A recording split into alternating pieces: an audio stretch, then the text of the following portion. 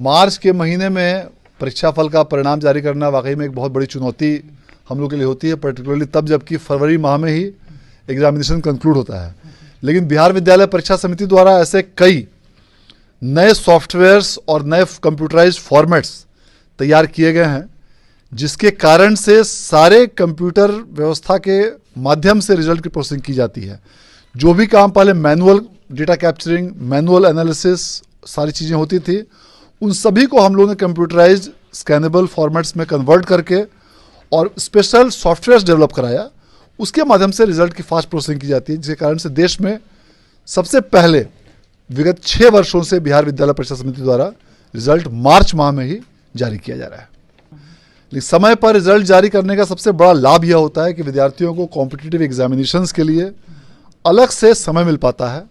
और अब बिहार बोर्ड का जो पैटर्न चेंज हुआ है, उस चेंज पैटर्न के अनुसार अब विद्यार्थियों को भी काफ़ी ज़्यादा नंबर मिलते हैं और कॉम्पिटिटिव एग्जामिनेशंस से इनका परीक्षा अलाइन कर दिया गया है।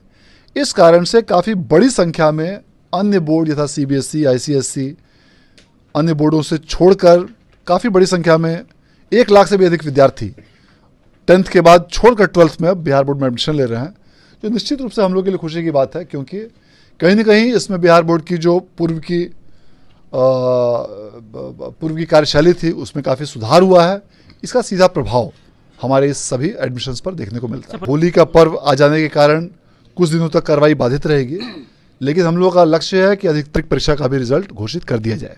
देखें तो पिछले कई दफा से लगातार बिहार बोर्ड की तरफ से यह रिकॉर्ड कायम किया जा रहा है कि सबसे पहले परीक्षा के रिजल्ट की घोषणा की जाती है। क्या इस बाबत भी कोई नई तैयारी इस बार भी ऐसी रखी गई है? देखिए, अपना रिकॉर्ड ही बिहार बोर्ड खुद तोड़ता।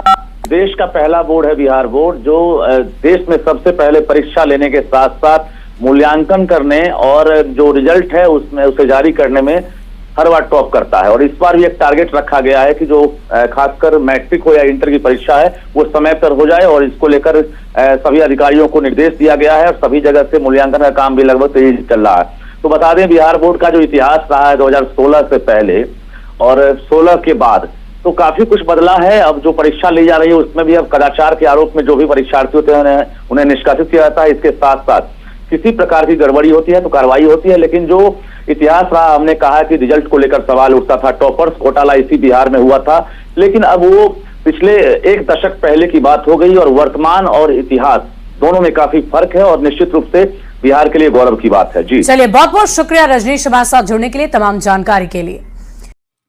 जैसा कि बोर्ड के अध्यक्ष आनंद किशोर के द्वारा सुने कि मैट्रिक इंटर का रिजल्ट की प्रोसेसिंग की प्रक्रिया जो पूरे ही फास्ट कर दिया गया है, और इस बार भी उम्मीद जताई जा रही है कि रिजल्ट आपका मार्च माह में हर हाल में बोर्ड के द्वारा जारी किया जाएगा। इसकी जानकारी आप लोग को दी गई है। पूरे भारत में बिहार बोर्ड पहला बोर्ड है जिन्होंने मार्च माह में रिजल्ट को जारी करता है। इसकी जानकारी खुद अध्यक्ष आनंद किशोर के द्वारा दिया गया है। आखिर रिजल्ट 1 माह के अंदर जारी करना काफ़ी सारी कठिनाई भरी आप लोग को समस्या देखने को मिलता है, लेकिन बोर्ड ने इस काम को काफ़ी आसान किया है। आसान के पीछे आप लोग को रीजन है कंप्यूटर व्यवस्था और प्रोसेसिंग जो है आप लोग को कंप्यूटर की व्यवस्था से किया जाता है, और पहले जो की जाती थी वो मैनुअली आदमी के द्वारा किया जाता था। इसके कारण से काफ़ी समय लगता था। बोर्ड ने अच्छे सॉफ्टवेयर के माध्यम से रिजल्ट को बहुत फास्ट जारी करने का आप लोग को कठिनाई को कम किया है, और साथ ही साथ रिजल्ट बहुत जल्द जारी करती है। आपको बता दें कि ओमर सीट की जो जांच किया जाता है वो आपका या स्कैन के द्वारा किया जाता है, मशीन के द्वारा किया जाता है, और सब्जेक्टिव प्रश्नों को जो जांच किया जाता है वो मैन्युअली आदमी के द्वारा जांच करके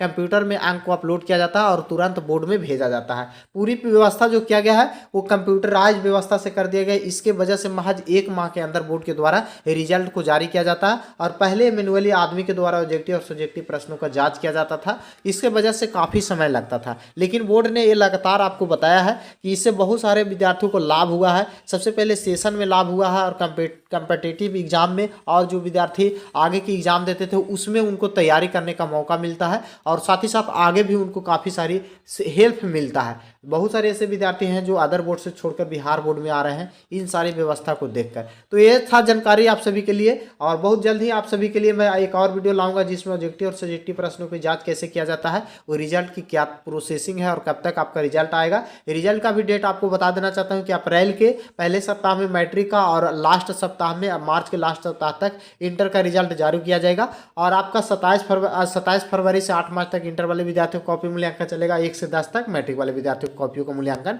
जांच किया जाएगा।